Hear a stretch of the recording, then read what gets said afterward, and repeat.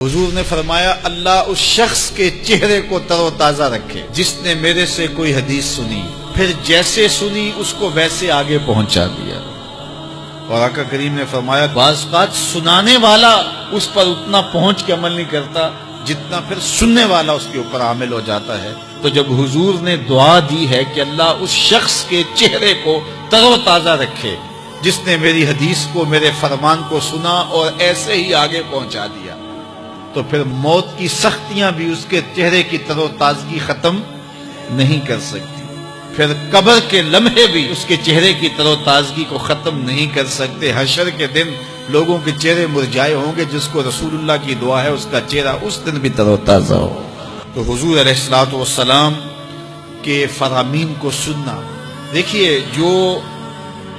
تفصیلی علوم ہیں ان کو حاصل کرنا، سیکھنا، یہ ہر ایک کے لیے فرض نہیں ہے، لیکن جو ضروریات دین ہیں ان کو سیکھنا یہ فرض عین ہے، یہ ہر ایک کے اوپر فرض ہے۔ اگر کوئی نہیں سیکھتا تو وہ گناہگار ہے، اور اس میں نماز کے مسائل ہیں، روزے کے مسائل ہیں،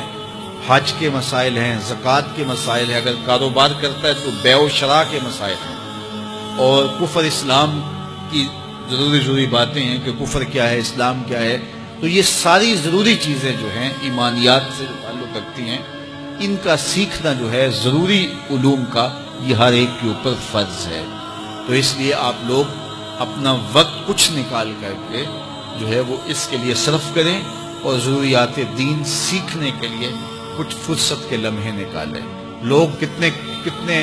طویل ڈپلومے کرتے ہیں، کاروبار سیکھتے ہیں، کن علوم میں مہارت ہے جو ہمارے لیے بالکل غیر ضروری ہے۔ کسی نوجوان کے پاس بیٹھ جاؤ نا تو وہ تمہیں بتائے گا کہ کس کرکٹر نے کس میچ میں کتنے سکور کیے تھے، لوگوں کی یہاں تک معلومات ہیں، اور وہ 15 سال پرانا میچ ہے، اس کے اندر کس نے کتنے آؤٹ کیے تھے، کتنی وکٹیں لی تھیں، کتنے جو ہے وہ اس نے سکور کیے تھے، اور اس کی پوری زندگی کے سکور کتنے ہیں، کیسی کیلکولیشن ہے، اور کس قدر لوگوں کا پکا حساب ہے۔ یہ وہ چیز ہے جس کا نہ دنیا میں فائدہ نہ آخرت میں فائدہ، لیکن دلچسپی ہے نا، جس چیز سے دلچسپی ہو تو وہ چیز خود بخود ازبر ہوتی چلی جاتی ہے۔ دلچسپیاں انسان کو جو ہے وہ کسی چیز کو یاد کرنے میں مدد دیتی ہیں۔ ایک عرب شیخ کہہ رہا تھا کہ ہم ماضی میں پڑھتے تھے کہ ہمارے اسلاف، ہمارے بزرگ ایک رات میں پورا قرآن ختم کر لیتے تھے، تو وہ کہتا ہے میں سوچتا تھا کہ ساری رات قرآن بندہ پڑھتا رہے تو کس طرح ممکن ہے۔ تو کہتا ہے میں اپنے بچوں کو دیکھتا ہوں کہ وہ جو ہے وہ موبائل کے ساتھ لگے رہتے ہیں، اور فجر کی اذان ہو جاتی ہے تو وہ تب چونکتے اچھا رات گزر گئی۔ تو میں کہتا ہوں نوجوان کی دلچسپیاں کچھ اور ہیں، اور وہ بھی اس شغف کی وجہ سے ایسا کھبا کہ رات گزر گئی اور اس کو پتہ ہی نہ چلا۔ تو جن کو قرآن کا نشہ ہو گیا تھا ان کی ساری راتیں قرآن میں گزر جاتی تھی، اور ان کو پتہ ہی نہیں ہوتا تھا کہ رات بھی گزر گئی ہے، اور اذان ہوتی تو پھر پتہ چلتا کہ اچھا رات گزر گئی ہے۔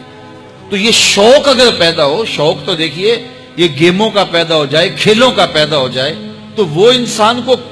کیا کچھ سکھا دیتا ہے، اور جس کے سینے میں کتاب اللہ کا شوق پیدا ہو جائے تو پھر کیوں نہ اس کے سینے کے اندر جو ہے وہ طلب کتاب اللہ کی تلاوت کی پیدا ہوگی۔ تو اپنے سینوں میں علم حاصل کرنے کا شوق پیدا کرو، علم سیکھو، اپنی نسلوں کو سکھاؤ، اپنی اولادوں کو دین سکھاؤ، اپنی اولادوں کو نماز کا خوگر اور عادی بناؤ، ان کو کھینچ کے نماز کی طرف لے جاؤ، یہ عادی بن جائے نماز کے، تاکہ بعد از انتقال دعاؤں کے سلسلے جاری رہیں۔